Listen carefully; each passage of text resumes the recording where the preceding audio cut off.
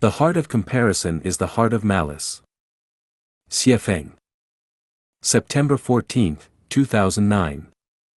Jealousy is a reflection of the ugliness within the human heart. The root of jealousy lies in comparison. It's through comparing ourselves to others that jealousy takes root and grows.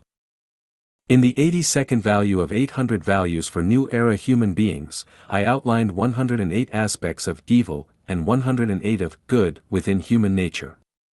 Among these, comparing oneself to others is classified as a form of evil. When we observe other life forms created by the greatest creator, we see that they do not engage in comparison, each is content in its own place and role.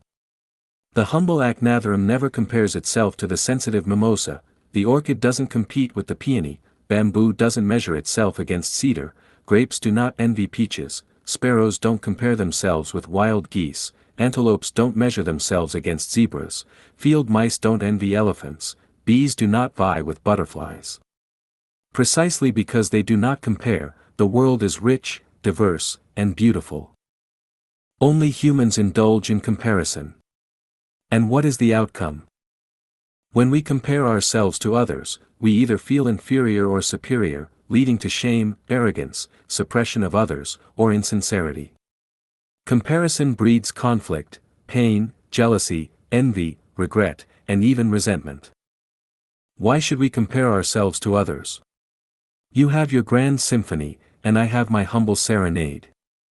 You travel the broad road, and I take my narrow bridge. You shine with brilliance, while I possess my own charm. You exude elegance, and I embody grace. You may have 5-star hotels, while I have my cozy cottage. You have your degrees, fame, status, power, wealth, and beauty. I cherish simplicity, tranquility, peace, health, minimalism, and ordinariness. You thrive in splendor, while I find joy in nature's serenity. Why should I compare myself to anyone? Once the heart of comparison arises, inner peace slips away, giving rise to trouble from nothing and disasters within. With the heart of comparison, one becomes obsessed with wealth and status, anguished over poverty, endlessly yearning and weighed down by perceived injustices, making peace and happiness difficult to attain. When the heart of comparison takes hold, it leads to self-criticism, self-destruction, and inner turmoil. It forces those who care for us into needless struggles and conflicts, sometimes even to desperate measures. Comparison brings about restless days and sleepless nights, pushing us to pursue superfluous things and waste precious years on open and hidden battles, consumed by struggles for superiority. The heart of comparison reveals a lack of confidence and inner richness, a misunderstanding of universal principles, a sign of a chaotic mind, and ignorance of life's value and purpose. The heart of comparison creates its own troubles, suffering, difficulties, and ultimately, self-burial.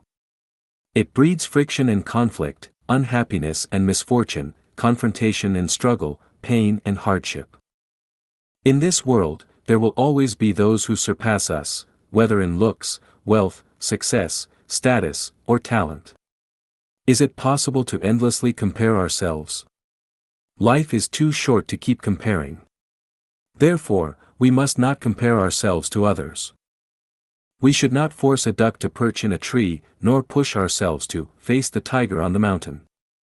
We must not endanger those who care for us by pursuing unhealthy desires, nor bring upon ourselves sleepless nights. Heaven ordains our birth and growth, we should take things as they come. If I am grass, I will grow a few green leaves, if I am a flower, I will bloom with a few buds, if I am a willow, I will sway gently, if I am an apricot, I will bear some fruit. Why should I create troubles for myself by comparing? Let the foolish and ignorant continue to compare.